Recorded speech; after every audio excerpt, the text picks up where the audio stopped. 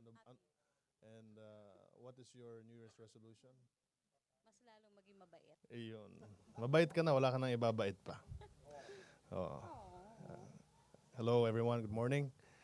And Happy New Year to everyone. This is our first press briefing this year with me. And it sure is a sign of positive reports for the following weeks to come. Magandang umaga po sa lahat ng nanonood sa atin sa PTV4 at lahat din po ng nanonood sa atin sa Facebook at sa iba't ibang mga Facebook pages na ibang network, be that TV, radio, or online. The Southeast Asian region is composed of 630 million people with a diverse number of ethnicities, religions, and languages. Ever since its inception in 1967, the Association of Southeast Asian Nations, ASEAN, has grown to 10 member countries covering more than 1.7 million square miles with an economy valued at $2.5 trillion. This unprecedented growth just proves that we are stronger together. We are one community with one shared identity, one vision. We are ASEAN. As the Philippines assumes chairmanship of the ASEAN 2017, which also coincides with its 50th year anniversary, our stride is weighed by a sense of pride and excitement as we step into the century and the world hand in hand. Our ASEAN 2017 theme rings true. We are partners for change, engaging the world. The role of the Presidential Communications Operations Office as the lead of the Committee on Media Affairs and Communications is to spread awareness and educate the public about the ASEAN. Our objective is to let every Filipino and ASEAN citizen know what their stake is in the community. ASEAN could be quite an intimidating subject for ordinary citizens. Our insights is that while 81% of ASEAN citizens have heard of the ASEAN, only 24% have a basic understanding of what it is and its purpose. This is alarming because every citizen benefits from this regional organization. It is the vision of PCOO that every Filipino will know how ASEAN has benefited them. We created a campaign that speaks to everyone from all walks of life, from government workers, media, NGOs, civil society, the academe, business sector, the youth, and even the grassroots communities. The farmer has as much at stake in a unified ASEAN as a CEO of a multinational corporation. In order to do this, we plan to have road shows all throughout the year. We will travel to different barangays all over the country. ASEAN representatives from PCOO will deliver talks, conduct seminars, and even distribute comics and other reading materials written in different Philippine dialects. This way, no one is left behind, and we reach those without access to the internet or traditional media. So how exactly has ASEAN benefited us? These 2017 themes answer the question. It is the role of PCOO to communicate to the public by persuasive and creative executions made accessible to all through various mediums and channels. Number one, a people-oriented and people-centered will prioritize health and nutrition for ASEAN citizens and the social protection of women, the elderly, and disabled. We will also focus on the rights of our migrant workers and how we can ensure that they will not be exploited or mistreated. Number 2, peace and stability. All the ASEAN members work together to keep the peace, to stop the proliferation of illegal drugs and terrorism. Number 3,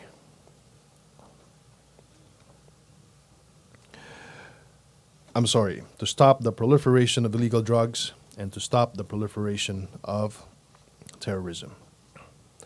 Number 3, maritime security and cooperation ensures we protect our seas and the citizens who depend on it.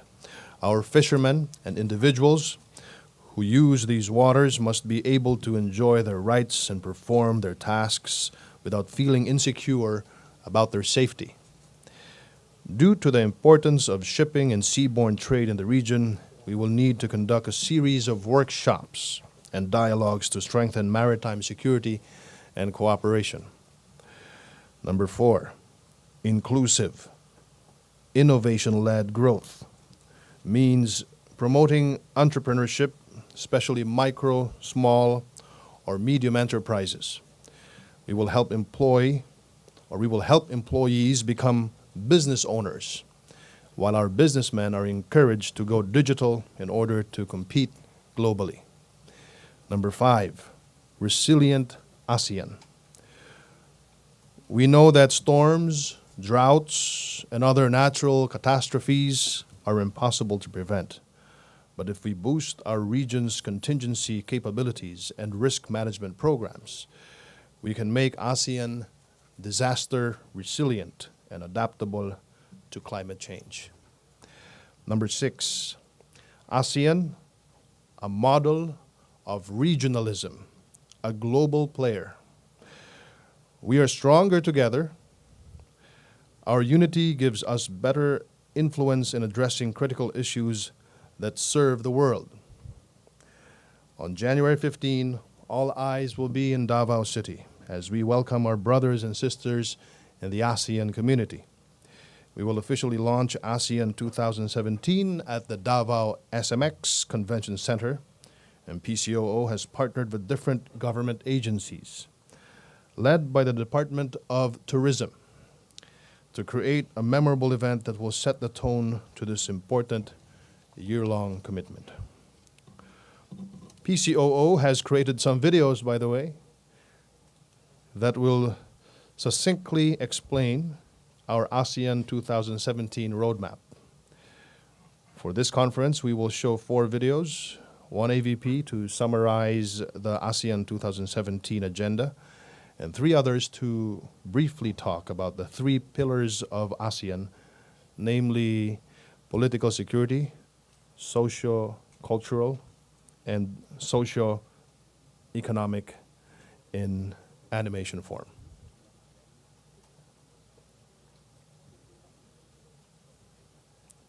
You have volume?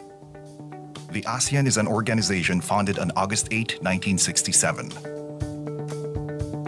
It was built to promote cooperation in the socio-cultural, economic, and political security pillars of the region. The Philippines will assume chairmanship of ASEAN 2017, which also coincides with the 50th year of the regional community. As the chair, the Philippines champions positive change in the community to produce a unified voice in the world. 6 thematic priorities were laid down to outline what the community needs in achieving holistic growth and development. Several major elements, outcome documents, policies, and agenda make up each of the 6 thematic priorities. A people-oriented, people-centered ASEAN. The ASEAN community puts its citizens' welfare at the center of its priorities, where the rights are protected and their well-being recognized as the key to the region's progress. Peace and stability in the region. This thematic priority aims to uphold peaceful coexistence and regional cooperation among its member states. Maritime security and cooperation. This adheres to the rule of law for the peaceful resolution of disputes and the preservation and protection of maritime resources. Inclusive innovation-led growth. This will provide opportunities for business growth and will help improve regional capacity in responding to the demands of the global economy. Resilient ASEAN. This will cultivate a sustainable region that's prepared and responsive to disasters. And lastly, ASEAN. A model of regionalism, a global player. As one, the community aims to showcase its various capacities as a global player in the international arena. These 6 priorities will forge the future towards ASEAN's vision of an inclusive, united, and progressive community. As the past has united us, it is our promised future that will make us stronger. We are one ASEAN. This is our journey. This is our future. Together. ASEAN 2017. Partnering for change. Engaging the world.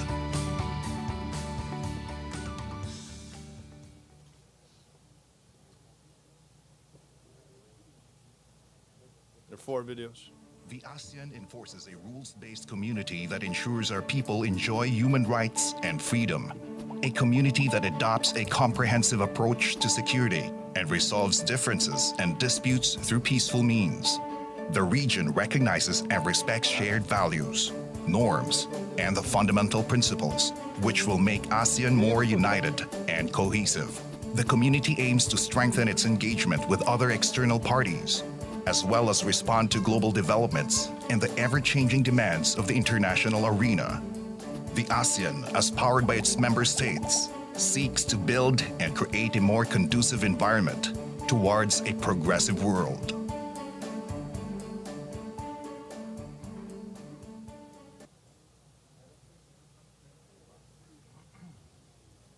Last 2. The ASEAN community is committed, participative, and socially responsible.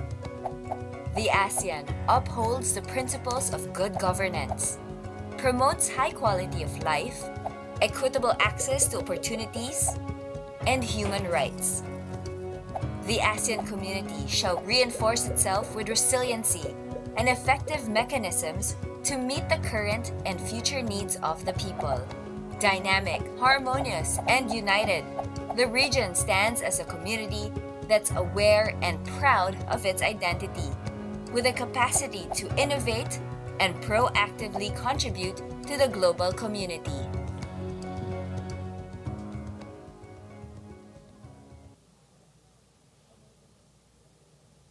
It's the last one.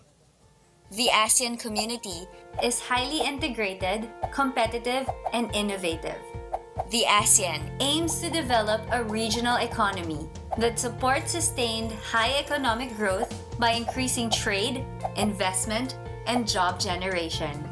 The ability to respond to global trends and international standards enable the region to advance a single market agenda through a more seamless movement of investment, skilled labor, and deeper integration in trade and services. It is a community that promotes productive growth with enhanced micro, small, and medium enterprises that will make the region more competitive and dynamic. The ASEAN community shall have a more enhanced role and voice in addressing international economic issues in the global arena. There you go. Just 4 of the videos that we produced internally here at the PCO, led by the head of our branding, Howie. Where are you, Howie? Are you there? Yeah, there you go. Howie Oy King is the one who produced that, of course, with Assistant Secretary Kissinger Reyes. There are more videos to come. Ibang videos naman ay para sa ibang merkado. May English, may Tagalog, and other dialects in comics, no? And in pamphlets. Allow me to also launch today our social media pages with the official hashtag ASEAN 2017. For Facebook, it's facebook.com/ASEAN 2017. For Twitter, twitter.com/ASEAN 2017. And our Instagram account is at ASEAN 2017. Aside from the launch, the PCOO will coordinate and ensure the public has access to live streams, videos, and outcome documents so they can be aware and participate in the happenings during ASEAN 2017 summits, meetings, and events. We will take care of the media coverage with your help. Information will be available in our various social media sites and the ASEAN 2017 websites. We will also provide media coverage, logistics, internet connectivity for each of the ASEAN 2017 meetings, including, as mentioned, the ASEAN launch in Davao on the 15th of January, the 30th ASEAN Summit on April 2016, and the 50th ASEAN Ministerial Meeting and related meetings coinciding with ASEAN's 50th anniversary celebration here in Metro Manila by August, and the 31st ASEAN Summit at Clark, Pampanga in November. We look forward to the challenge and a privilege, and the attention of the region and the world is on the country as chair of ASEAN 2017. And we will rise to every occasion. An even stronger ASEAN will begin here, one that is a model for thinking nationally, working regionally, and engaging globally. We are one ASEAN. Thank you very much. We also have with us today in our press briefing to give us the more substantive of the ASEAN 2017, including the meetings, when it will be held, anong mangyayari. You can address all those questions to Yusek Enrique Manalo of the Department of Foreign Affairs. Thank you so much for listening. Now I give the floor to Undersecretary Manalo. Sir.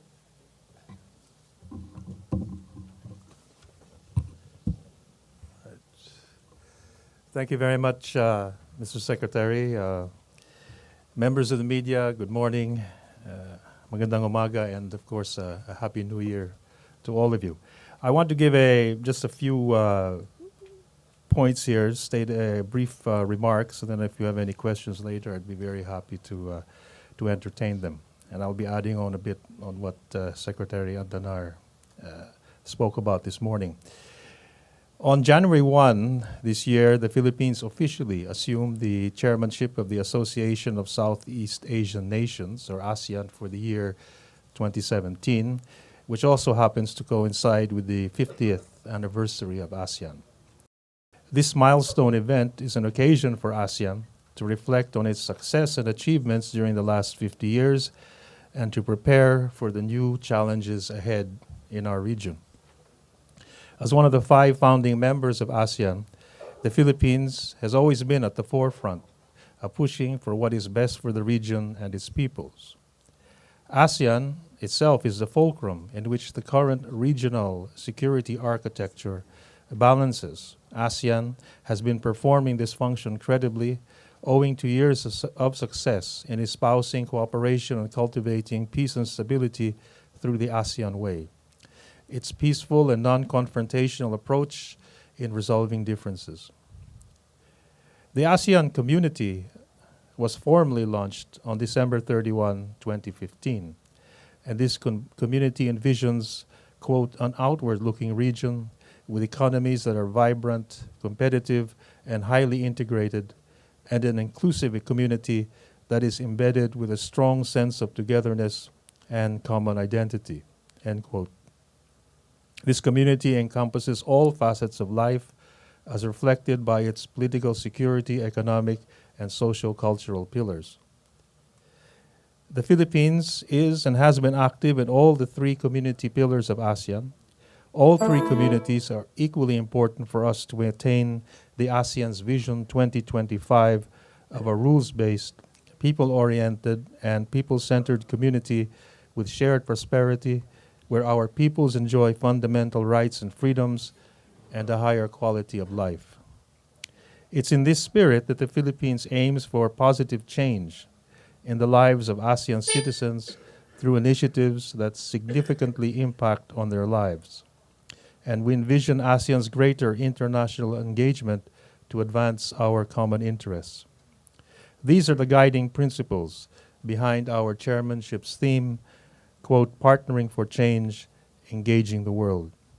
And serving as our beacons for moving forward our national interests and that of the region are the 6 thematic priorities that the Philippine Chairmanship will pursue in 2017.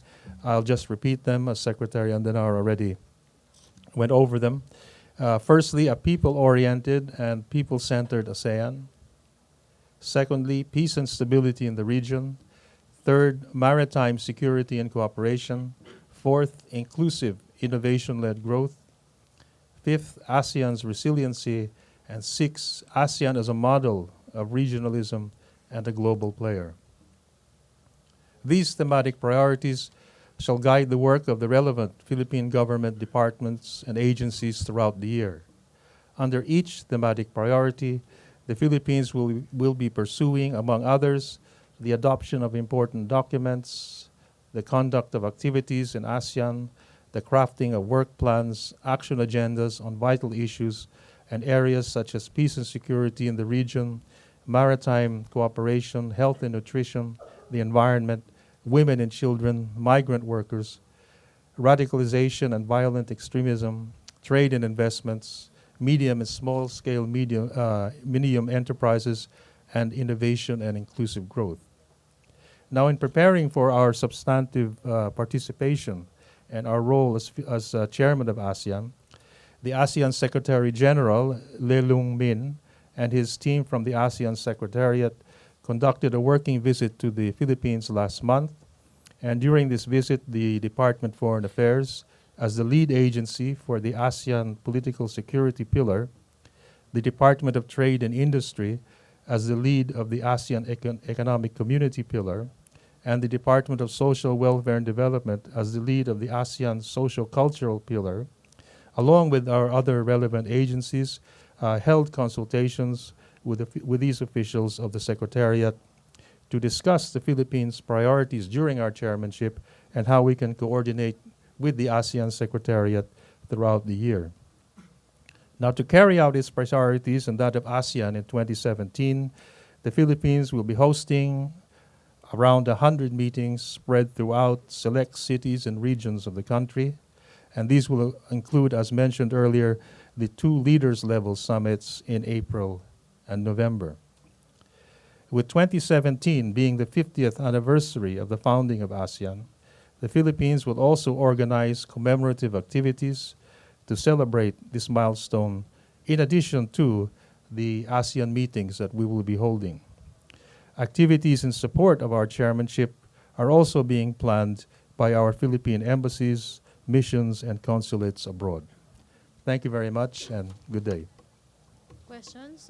Pia Rañada for Undersecretary Manalo, to be followed by Raymond Tinasa.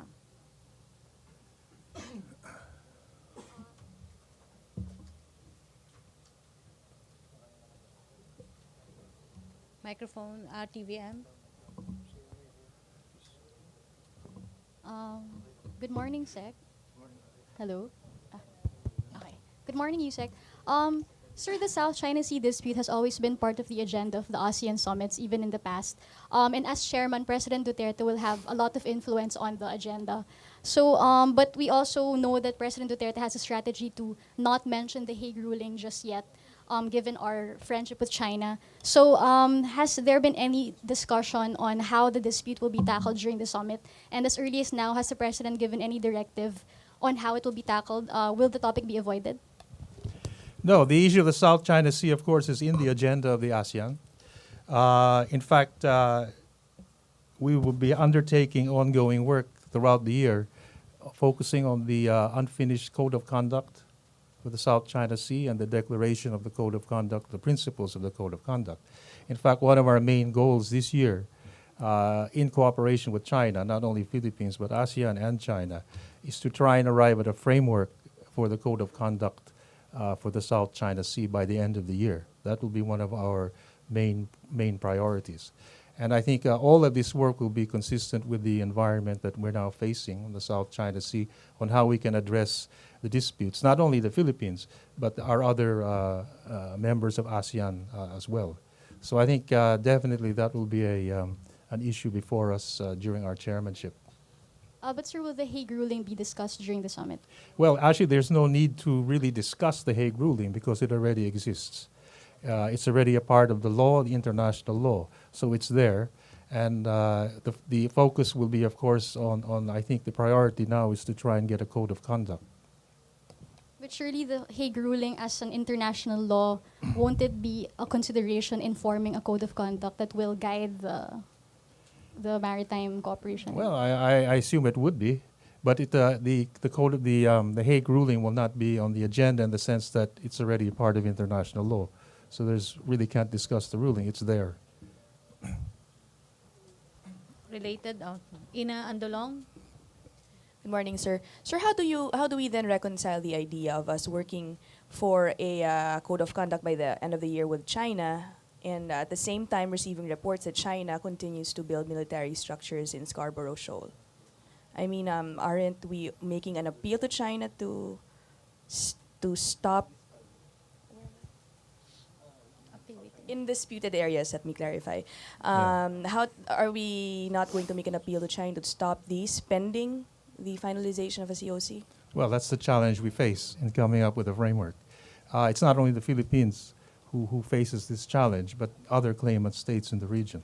And I think the whole purpose of the Code of Conduct is to try and see how these disputes can be managed in a peaceful way and in a non-confrontational way. And this is the position that the Philippines and the other ASEAN countries will be taking when we discuss a possible framework for the Code of Conduct and the implementations of the principles on the declaration of a Code of Conduct. Raymond Tinasa. Hi, sir. Sir, during the previous administrations, during the previous Leader Summit, we have witnessed some, clear heated engagement during the dialogue, especially there are open neighbor or member ASEAN countries who are pro-China. And now that we have the new foreign policy of the president more or friendlier to China, do we see a different scenario, atmosphere during our hosting?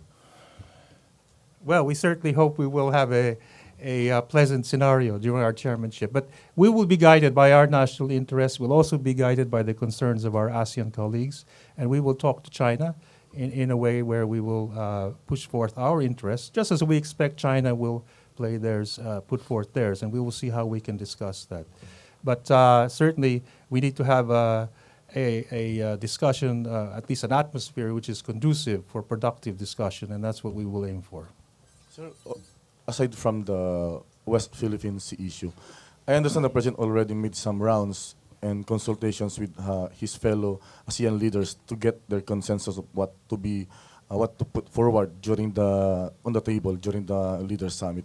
And after your consultations also with your counterparts, maybe know at least what are the key priority or topics agenda we will put forward during the meetings. Well, I think I'll need another briefing on that because they're really quite a lot. It's, as was mentioned, we have the 6 priorities. And just to give you an idea, in fact, only on one priority, for example, on peace and stability in the region, where we will be focusing on areas such as preventing or combating radicalization, violent extremism. We also will be looking at other maritime security issues, not only on the South China Sea. And so you can already see that there will be quite a number of issues, not only even on non-traditional issues, such as ASEAN resiliency, which is one of our, in combating natural disasters, preventive action. I think all of these issues will be taking up, we will be taking up during our chairmanship. So there are quite a number, and I think probably what I would be very useful is perhaps even before meetings to give maybe a more detailed presentation. But there are really quite a number, very difficult to enumerate. And we also expect other issues may come up during the year which we're not aware of yet. But certainly we have to be prepared. But I think the 6 thematic priorities we have already singled out would basically cover, in a broad terms, the major concerns of the Philippines and the ASEAN countries. Thank you, sir. Celerina Mundo. Good morning, sir. Sir, follow up on Pia's question. Regarding the Hague ruling, during last year's summit, I believe the Philippines tried to include in the joint communique or joint statement that ruling, but we failed to do so. So in this case, are we expecting, or is it safe to say that there will be mention on this particular ruling, or there will be none? Well, I can't look into the future, but just to make a point, actually the Philippines did not fail. It's just there was no consensus. Because, before we can get anything into an ASEAN, we need to have an ASEAN consensus. But anyway, that being said, I think, as I mentioned already earlier, the Hague ruling is a fact. It's a fact of law. So there's nothing really to discuss about it. It's there, and it's up for all countries to observe it as they wish. But I think what's important is that certainly the South China Sea will be an issue during it in the terms of the Code of Conduct and the DOC. And that in itself is really a major challenge which we will have to face during the year to see if we can come up, as I said, with a framework which would involve the agreement of China and the rest of the ASEAN countries. So, sir, just to push on that issue. So, definitely there will be no mentioning of that ruling if ever in the joint communique. I can't predict what will be done, but as I said, we're looking at the Code of Conduct and the DOC. I just want to ask why the summit per se will be in Clark. Why it will be? Well, I think that was the decision of the NOC. They were the one. I mean, it was identified that would be the part. I think perhaps someone else would be in a better position why they picked that place. But the thing is, it will be one of the 2 summits, at least as of now, are being planned to be held there.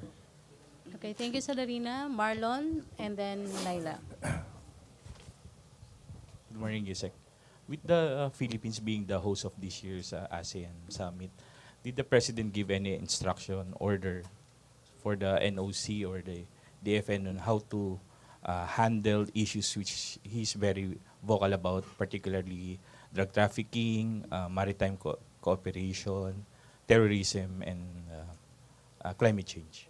Yes, I think the President has already fully approved all the points that we have said and mentioned to you today.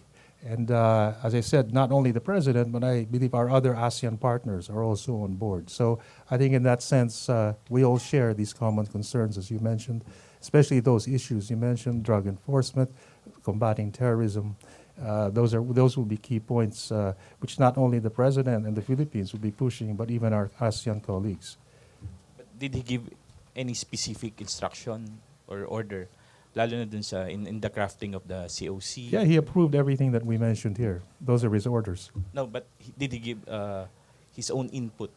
Yeah, he said he approves all of the move towards our efforts on terrorism and battling violent extremism, etc. Maybe the Secretary Andanar could also help answering the next question, because I'm just wondering how the Philippine government would go about educating the Filipinos, the public, regarding the ASEAN integration. Will there be any specific events or discussions on that? Here in the Philippines? In the Philippines? Yes, that's ASEAN integration, economic. Yeah. Thank you, Marlon. As mentioned earlier, we will have a roadshow, and one this coming January 14th, right, in Davao City. And the roadshow will essentially show everyone and give everyone a rundown of what will happen during the ASEAN 2017 ministerial meetings and the summit itself, including roadshows that will also include those in the barangays and the puroks. Therefore, we have materials prepared targeting different markets of society. Okay, thank you. Thank you, Marlon. Thank you. Secretary Laila with Yusek Manalo. Yusek Manalo. Good morning, sir. Will there be an ASEAN Plus 3 summit during this year, during the Philippine hosting of the ASEAN Plus 3? Will there be? Yes, yes, we will have not only the ASEAN summits, there will be the ASEAN plus 3, and we will also have with our dialogue partners individually, we'll also have the EAS summit, East Asian Summit. So how do we see the ASEAN Plus 3 summit influencing the crafting of the Code of Conduct in the South China Sea? Well, the Code of Conduct is between ASEAN and China. So officially, the ASEAN plus 3 does not tackle this issue. Thank you. MPC, questions? Pia Reñada. Yusek, how is President Duterte preparing for his role as host? Is he getting briefings on the topics to be discussed? And second level to that question would be, will he also be briefed on protocol, for example, because in past summits, we know that he missed some events. And given the kind of guest he was at summits, what kind of host will he be this year? The president is being fully briefed on every step of the way. And he will be, and of course, all our officials will be holding regular meetings with the president and also with each other as we proceed during our chairmanship. So the president, in fact, has been briefed in quite detail on this, even last year before we became chairman. In Andalong. Sir, are representatives of the state leaders arriving expressed maybe any concerns on security threats in the country during the summit? And if so, how are you allaying their fears and what measures are you undertaking? Well, I'm not aware of anything to that effect. But we are assured, of course, that full preparations are being made, of course. MPC questions? May invitation na Yusek sa mga leaders na pupunta. And kasi sa East Asia, pumupunta yung US President and Russian President. Nagpalabas na tayong invitation with them, sir? Not yet. First of all, hindi pa presidente si. So we have to wait. But yes, we will in due course be sending out the invitations to all the heads of state of the EAS in November. The meeting's in November, so we will at the appropriate time send out the invitations. Including China, Japan, and South All Korea. of them. In fact, we will be having our summits with them individual too, so they will all be receiving those invitations. So kasi sa Laos, isang beses na lang ginawa yung ASEAN leaders meeting. Tayo, we decided na gawin April and November. Well, actually, Why yung, so? yung sa Laos, that was the special case. Kasi Laos sought the approval of ASEAN to have only a back-to-back. But the normal ASEAN way is to have two separate summits, one just amongst the ASEAN, and then the rest with our partners. Vic Sumintak?